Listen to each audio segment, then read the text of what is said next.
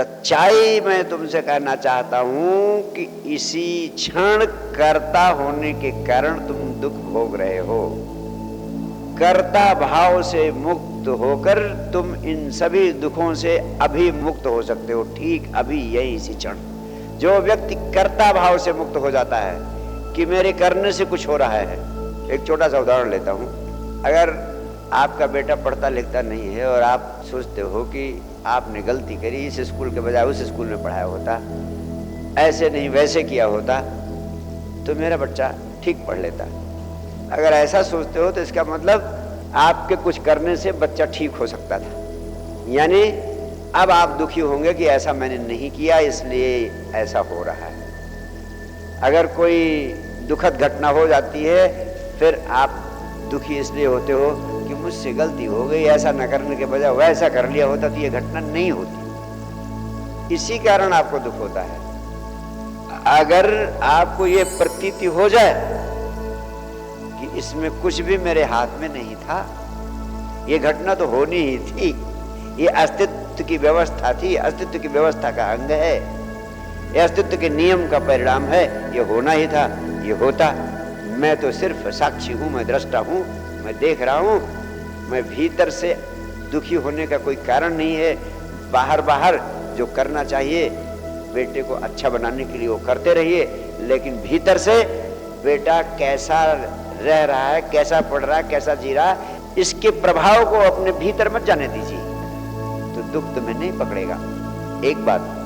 दूसरी बात मैं आपसे कहना चाहता हूं, अगर आप कर्ता भाव का विसर्जन कर दो अपनी जिंदगी से, तो जो संचित कर्मों का प्रभाव है, पूर्व जन्म में जो जो कर्म किए हैं आप, उन कर्मों के प्रभाव से आप तत्काल मुक्त हो जाते हो। उनसे तुम तभी तक बंधन में हो जब तक कि तुम अपने को कर्ता मानते हो। फिर तो तुम ये भी मानोगे कि पिछले जन्म में जो कर्म हुए हैं वो भी आपके किए से हुए हैं, आपने किए होंगे।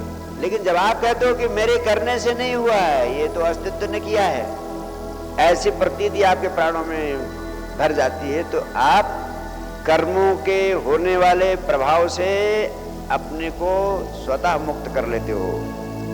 सारे पापों का कारण है कर्तापन, कर्तापन, कर्तापन। ये तुम्हें कोई नहीं बताता कि इस गहराई को समझो।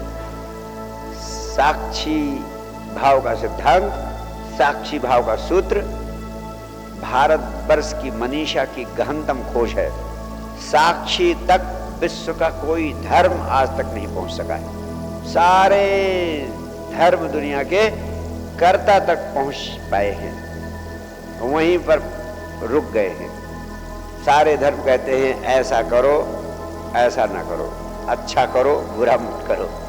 इसीलिए यहूदियों की, ईसाइयों की 10 कमांडमेंट्स, 10 आज्ञाएं आपने सुनी होगी। 10 आज्ञाओं का, 10 कमांडमेंट्स का क्या अर्थ है? ऐसा करो, ऐसा करो, ऐसा करो, ऐसा करो, ऐसा ना करो, ऐसा ना करो, ऐसा ना करो। भारतवर्ष की मनीषा जो अध्यात्म की पराकाष्ठा है, अध्यात्म का उत्कर्ष, वो आखिरी बात कहती है जो अच्छे बुरे से पार चली जाती है। ये मंजिल है अध्यात्म की कि तुम अच्छा या बुरा कुछ कर सकते ही नहीं हो, तुम तो सिर्फ साक्षी हो सकते हो। करने की भाषा में सोचा नहीं कि अधार्मिक हुए कि पापी हुए, वो तुम्हारी संभावना ही नहीं है कि तुम कर सको। अब साक्षी भाव साधने के महत्वपूर्ण उपाय क्या है? पहला उपाय है 24 घंटे की जिंदगी में धीरे धीरे कर्ता होने का भाव कम करो और दृष्टा होने की प्रक्रिया पर जोर दो। जो भी घटनाएं हो रही हों उनमें ध्यान रखो कि तुम कर्ता नहीं, दृष्टा हो। जैसे मुझे सुनते समय थोड़ा शरीर के बाहर खड़े हो जाओ और अपनी चेतना का एक तीर अपनी तरफ और एक तीर मेरी तरफ, 2 तरफा तीर रखो। शरीर के बाहर खड़े हो जाओ और देखो कि तुम्हारा शरीर गुरुदेव को बोलते हुए सुन रहा है। तुम कौन हो? साक्षी हो। तुम अपने शरीर को देख रहे हो, गुरुदेव को बोलते हुए सुन रहा है। तुम्हारा शरीर गुरुदेव को बोलते हुए सुन रहा है और तुम साक्षी होकर देख रहे हो। यानी तुम कुछ नहीं कर रहे हो, तुम अपने शरीर को गुरुदेव को सुनते हुए देख रहे हो। भोजन करते समय शरीर के बाहर खड़े हो जाओ, देखो कि तुम्हारा शरीर भोजन का स्वाद ले रहा है, तुम तो सिर्फ दृष्टा हो, साक्षी हो। ऐसे चलते समय देखो कि तुम्हारा शरीर कैसे कदम कदम चलने का आनंद ले रहा है। सभी कामों को करते समय करने पर भाव कम, देखने पर सारी ऊर्जा लगा दो। करने पर भाव कम, देखने पर सारी ऊर्जा लगा दो। लेकिन जन्मों जन्मों से तुम्हारे संस्कार पड़े हैं, तो कर्तापन का भाव तुम्हें बार बार खींचेगा, क्योंकि अनंत काल से तुमने अपने को कर्ता ही मान रखा है। किंतु इसकी फिक्र ना करो कि कर्तापन खींच रहा है, और हमेशा याद रखो कि कर्तापन का भाव झूठा है, और झूठ कितना भी बड़ा हो, कितना भी पुराना हो, सच के सामने टिक नहीं सकता है। कर्तापन का भाव धीरे धीरे अपने आप करता चला जाएगा। साक्षी तुम्हारा स्वभाव है, साक्षी तुम्हारा स्वधर्म है, साक्षी तुम्हारी असली स्थिति है, साक्षी तुम्हारी असलियत है। असलियत यानी सत्य धीरे धीरे प्रकट होता चला जाएगा। दूसरा सूत्र है, साक्षी साधना की कुंजी है सर्व स्वीकार भाव।